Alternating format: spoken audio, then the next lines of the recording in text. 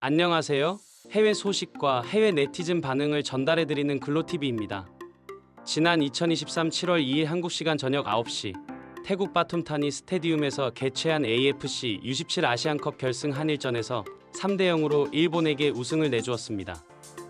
이후 개최국인 태국과 일본을 제외한 타국 매체들에선 주심의 편파 판정 같음에 이해함을 보이는 기사들이 몇몇 있었는데요. 이 과정에서 화제의 주요 원인인 태국 출신 주심과 이슈 부분들에 대하여 알아보도록 하겠습니다.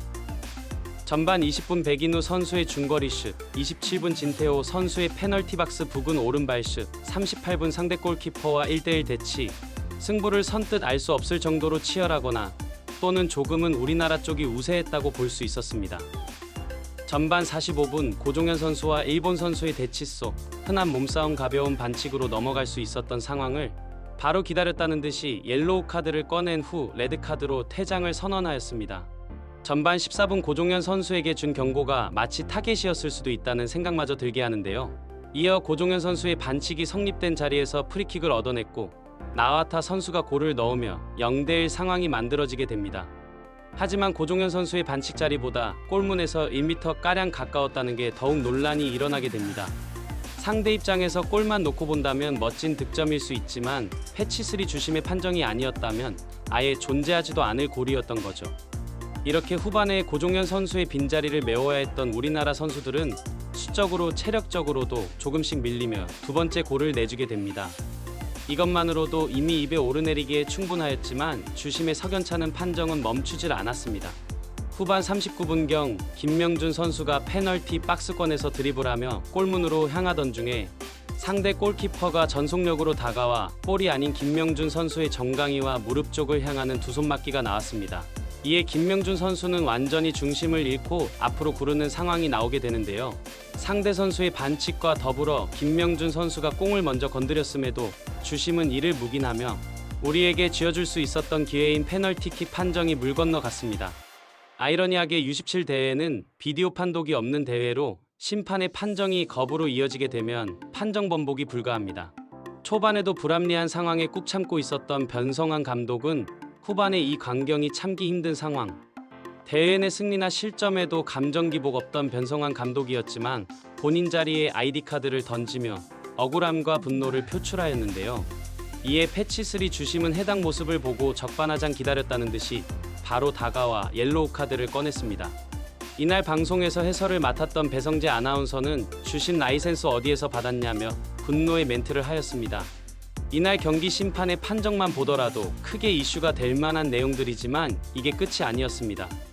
패치3 주심은 이 대회에 일본이 뛰었던 6경기 중 무려 4경기에 투입이 되었고 한 경기는 대기심, 나머지 3경기는 직접적으로 영향력을 행사할 수 있는 주심으로 참여하였습니다. 심판의 수가 적다면 이해가 될 수 있으나 패치3 주심을 포함하고 총 12명의 심판이 있었다는 것입니다. 이어 이 대회에 직접적으로 영향력을 행사할 수 있었던 일본과 호주의 8강전에 호주 선수들에만 옐로카드 4장을 준 것으로 알려져 더욱이 화제를 모으고 있습니다. 자국에서 열린 대회에 자국을 탈락시킨 것에 대한 한국만의 페널티 판정이라고만 보기엔 뭔가 석연찮은 부분들이 한두 부분이 아닌 것임을 여러 정황들을 통하여 알 수 있습니다. 이어 한국에 패배하여 8강 탈락의 고배를 마신 태국과 대회 우승을 차지한 일본 누리꾼 반응을 살펴보도록 하겠습니다. 일본 반응. 퇴장당한 것보다 한국에 통격을 준 건 나와타의 멋진 페널티킥 때문이었을걸? 승부는 원래 압도적으로 큰 기술과 과감한 장점을 보여주면 어떤 상대라도 위축하거든.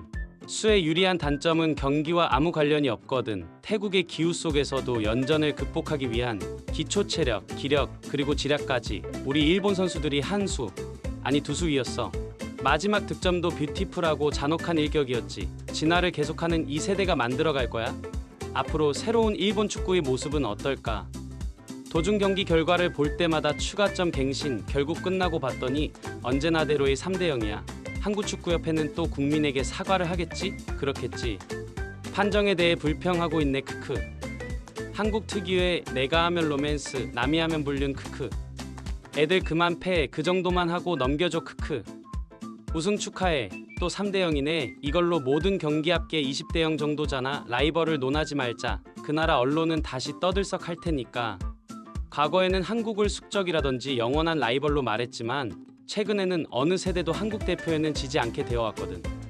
최근 축구로는 한국에 지는 이미지가 없거든. 3대0 이미지밖에 없거든. 크크. 이겨도 져도 경기가 끝나면 악수하고 끝내고 싶지만 한국은 이상해. 이기고 지던 그냥 기분 나빠지거든. 모든 세대에서 영원한 수준 차이.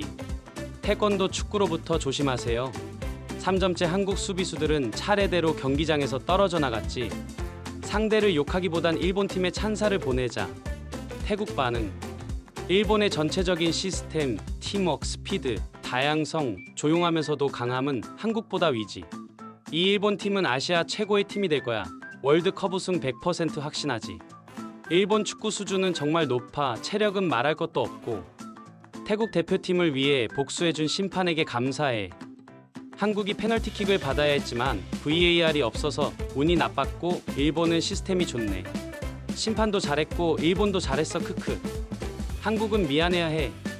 베트남은 더티 택티컬 축구의 끝판왕. 한국을 따라가면 안 된다. 매우 만족. 크크크. 우리는 일본의 방식을 따라야 해. 레드카드가 맞지. 마지막에 옐로우 카드도 말야. 한국은 그 벌받아 마땅해. 그게 승리에 도움이 되지 않더라도 말야. 오늘은 여기까지 준비했습니다. 오늘 방문해주신 분들께 감사드립니다. 글로튜브였습니다.